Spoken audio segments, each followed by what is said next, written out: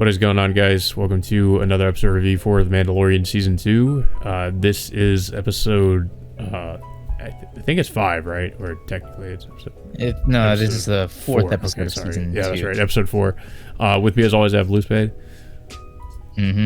So this episode was directed by Carl Weathers, who's also, Grief Karga? The character, Grief Karga, yeah. So, I pretty much suspected that it would be this kind of episode, and we weren't going to see Ahsoka until next week, because based on who's directing the next episode is going to be Dave Filoni. So it was pretty obvious that Carl Weathers was not going to do the episode with Ahsoka Tano just yet.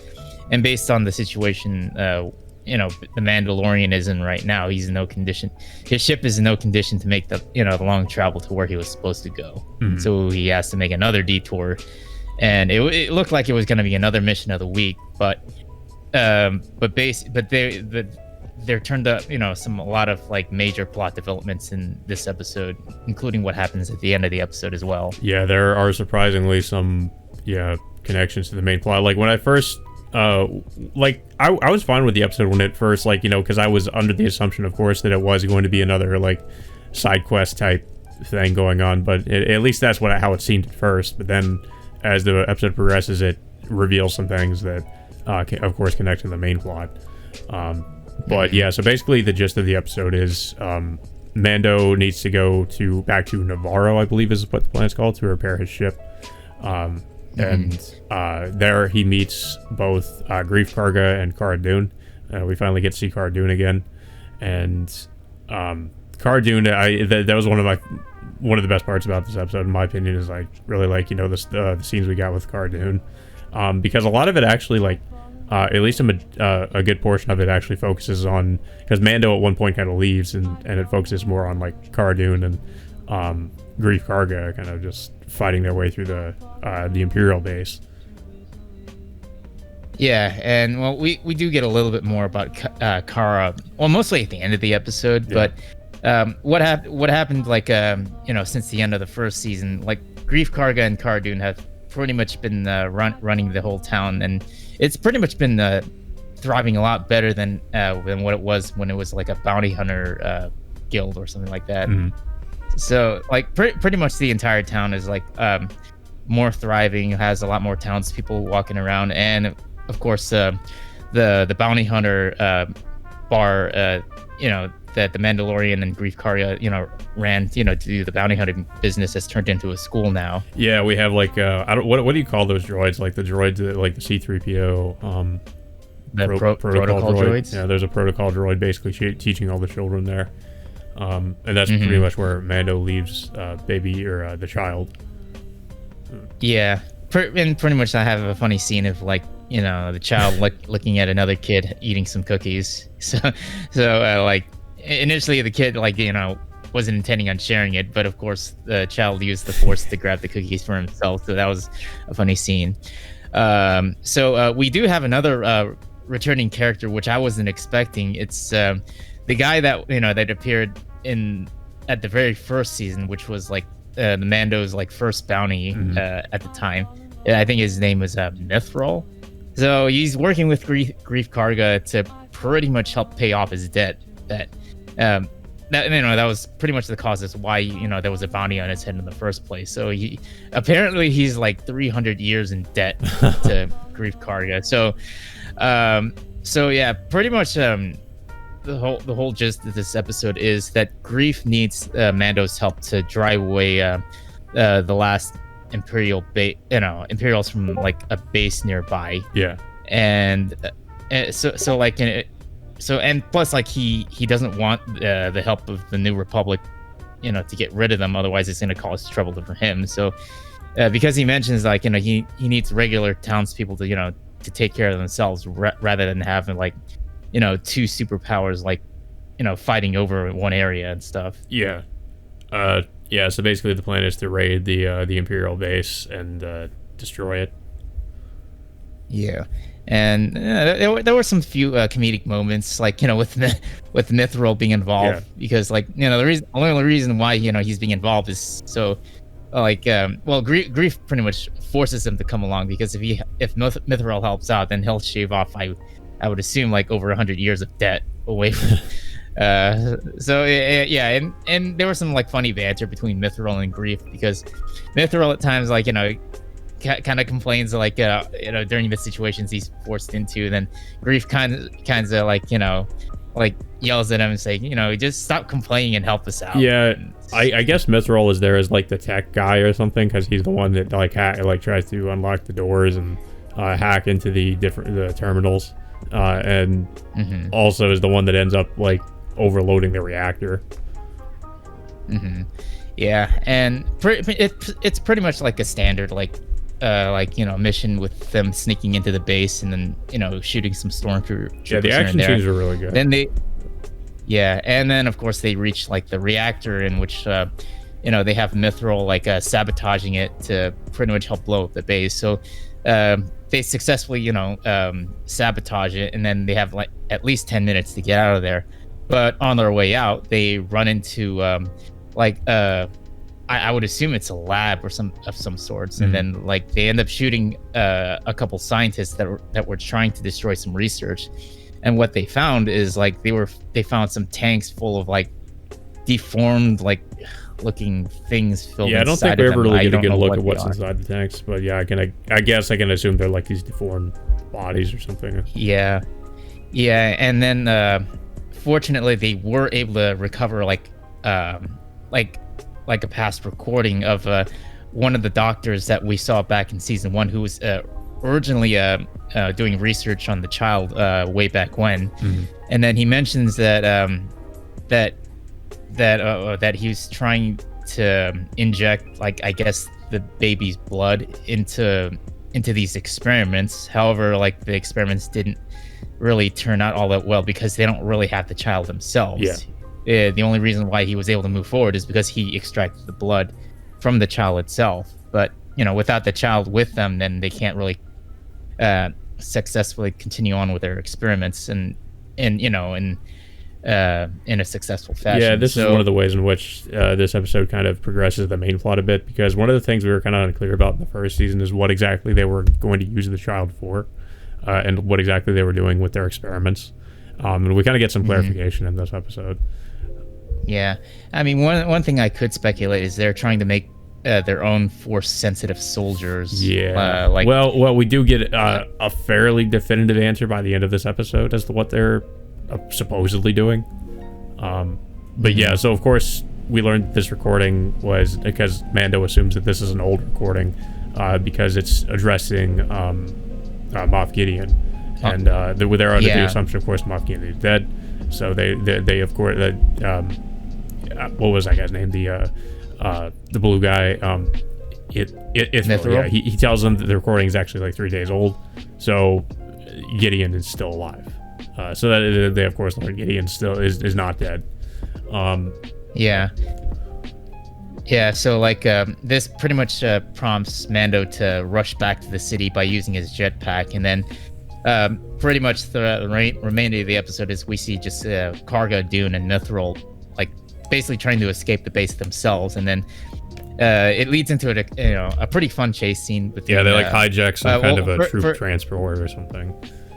Yeah, like Dune steals it, and then there's pretty much like a chase ensues between like the Imperials chasing them with their bikes, and then them getting away with the troop transport they were carrying. And then of course later they are being chased by 4 TIE fighters after that, and like initially like it all goes well, but once Grief like shoots down one of the TIE fighters, it unfortunately crashes onto the deterrent that Grief was trying to control, and then now they're left defenseless at that point once they fly out into an open field, and it looks like it looks like they were gonna get killed, but Mando comes back in time with the Razor Crest, which somehow gets fixed incredibly quickly, and then he shoots down all 3 TIE fighters after that. Yeah, I thought the scene was kind of funny where he was flying around and Baby Yoda was just he's just like having a good time while he was like doing different maneuvers with the Razor Crest. Like the last thing he does, of course, is like fly, like do all these different like like twists and turns with the Razor Crest as he's about to destroy the last TIE fighter. But yeah, that was a pretty good scene. Yeah, and of course, like Mando doesn't stop to to meet up with Karga and Dune again, because he realizes that he needs to get moving, because he realizes that if they get wind of that Mando and the Child are back on the planet, then Imperials are going to come back and take him. So he has to leave immediately. Unfortunately, once he leaves to go to Corvus, which he will meet up with Ahsoka later, he doesn't know that one of the mechanics that was fixing his ship planted a tracking device on his ship. Yeah. And of course, after that, we also have these scenes with brief scenes with Grief Karga and Cara Dune, where one of the people from the New Republic come in and question them just what happened. Grief Karga doesn't really tell them the whole truth, I guess, and they don't really push him on it. And then we have a brief conversation between him and Cara Dune, where he basically says that you should consider joining the New Republic, and she's like, I basically sort of declines his offer. So no, it wasn't too much really important that really happened with that scene, though. Yeah, I mean, well, he does mention bring back the story of her originally from Alderaan. Oh yeah, okay, yeah, I forgot. Yeah, that's right. That she had friends in Alderaan, and of course, as we know what happened to Alderaan, so everybody she knows is dead. Yeah, and then of course, the New Republic pilot, takes out a New Republic badge. Well, of course, it's originally the symbol of the Rebel Alliance, but I would assume it's possible that Dune might reconsider and then rejoin the New Republic. That could be a character arc she goes through, where she maybe considers joining again.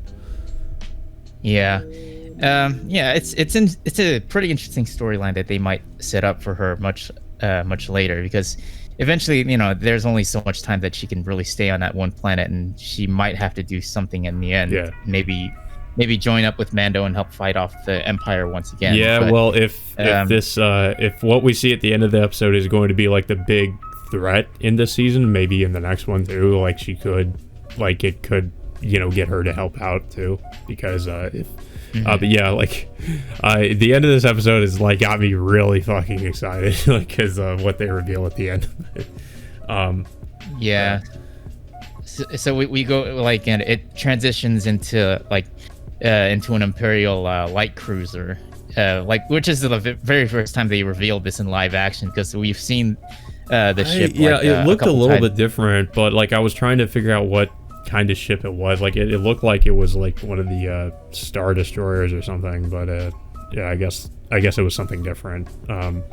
It's technically a light cruiser. It's not as big as as a normal Star Destroyer, so it's it kind of makes sense. Where else did the light cruisers show up? Because I don't remember. It was mostly a ship that was used in the Clone Wars. Then the Imperials ended up using it during Star Wars Rebels. So this is the very first time that they're utilizing the ship in live action. So that's pretty interesting that they're finally acknowledging this.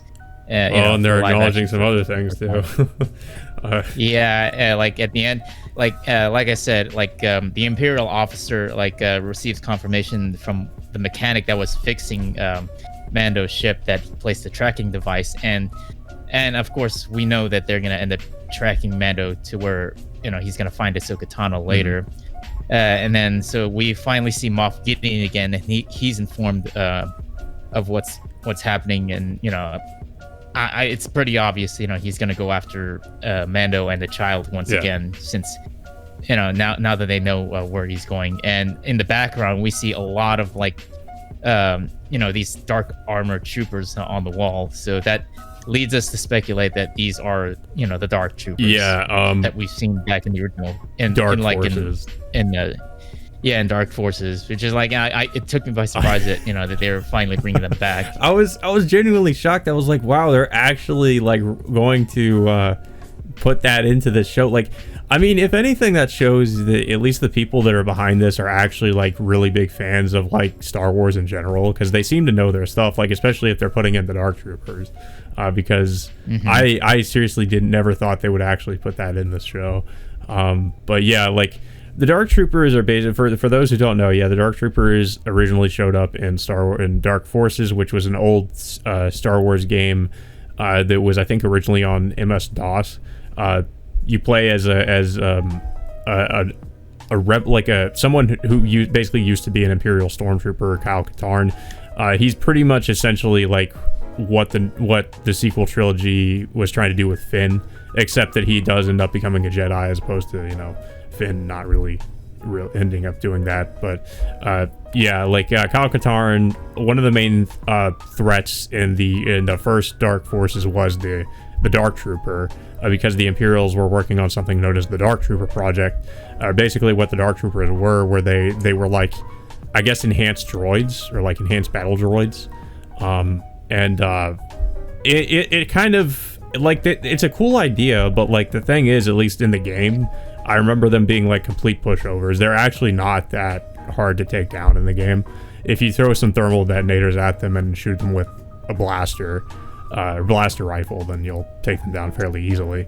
But they did have some cool abilities. Like some of them I think had blades, and some of them had these like they don't really have like typical like blasters. They have like these guns that fire, I don't know what it is exactly. It's like some kind of beam at you. It's not the same as a blaster though. So I'm really interested to see what they do with them in live action. I'm hoping they make them a lot more intimidating and just like as powerful as they should be, really, because like I said, in the game, they're not really that hard to deal with. So yeah, I'm really interested to see what they're going to do with these. So that got me really excited. As someone who does like some of the stuff from the expanded universe, I'm really excited to see they're actually like, implementing elements from the EU into this show. If I were to speculate with these Dark Troopers, I would assume their armor is made of Beskar. It could be. So because Moff Gideon is like one of the people responsible for attacking Mandalore and taking all of their Beskar armor for their own uses. So it's possible that if it's true about these Dark Troopers, then they might be walking around with Beskar armor, and then it's pretty much not going to be easy as like trying to shoot them down. Yeah. I guess they could change up some things about like the Dark Troopers and like the lore behind it, so they could do their own thing with it, which I would be fine with if they did something interesting with them.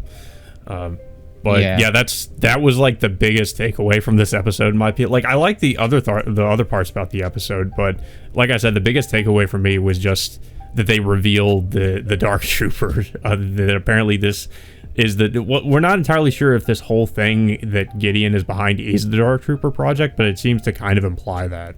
So I don't know. I mean, they didn't say it was really. Yeah, we really just got like the reveal at the end, so they didn't really give us anything other than that, unfortunately. So I guess like they'll probably expand on that in the other episodes, what this is exactly. But I mean, I could assume that this is, I guess, some way, in some ways, similar to Dark Trooper Project. But yeah, that's awesome that like we finally have this technically in live action. So I'm really excited for the next episode, because not only am I excited to see like live action Ahsoka Tano, but also just if we're going to see maybe Gideon show up and maybe the Dark Troopers get activated. They could be saving that for the finale though. So, I mean, I guess we'll just have to see. But yeah, I mean, we're already halfway through the entire season already. I mean, the season's like 8 episodes long. So it's a little bit disappointing it's that short, which kind of wished it would be a little bit longer, but I think, we gotten a fair amount of good stuff being shown to us in the show so far. This is definitely going to get people who are familiar with the EU excited for sure. Like I know I'm this is probably the most hyped I think I've ever been for this show, to be honest, because I just, like I said, I'm really interested to see what the Dark Troopers in live action and see what they're going to do. And I'm curious on like how much they're going to end up utilizing Ahsoka Tano in this show, because now we know like the real truth, somewhat the real truth of what the Imperials were trying to do with the child. and what they were trying to experiment on. So it's possible that they're trying to make their own force sensitive units to go up against. That's what I was assuming, is that maybe they're trying to make they're trying to give them like force abilities, or maybe give the Dark Troopers like force abilities or something like that. Yeah, they did this like in another story, which is of course like Jedi Outcast, which Kyle Katarn was also involved in that, and then like he was dealing with like Imperial troopers being turned into Dark Jedi through sorcerer's means. So that was like one of the major plot points that we used. This is something I kind of joked with Blue about before we started the recording, but like, what if they actually introduced Kyle Katarn into the show? I mean, I'd be interested if they did. I mean, I can't see them doing the same plot line with him, though. I feel like they'd probably change up his character.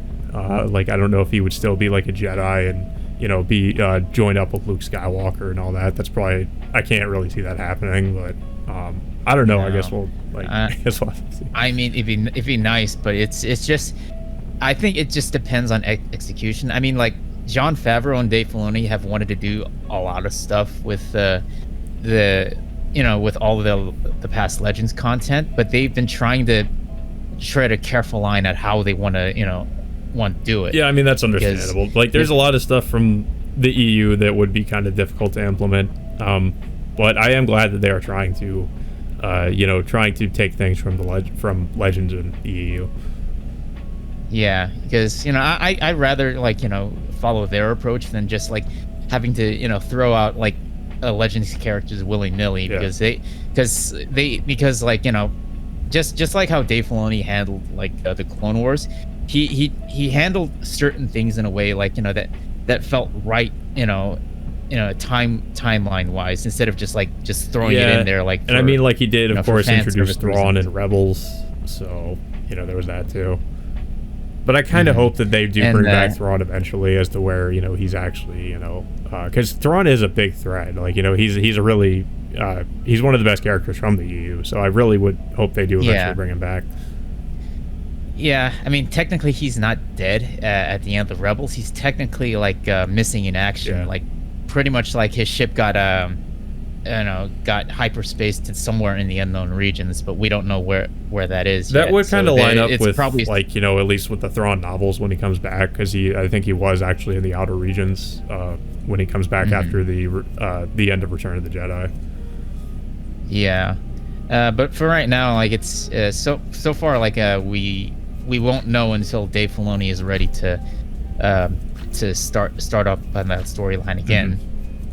Yeah, but yeah, like I think honestly, like this is probably my favorite episode of the season so far.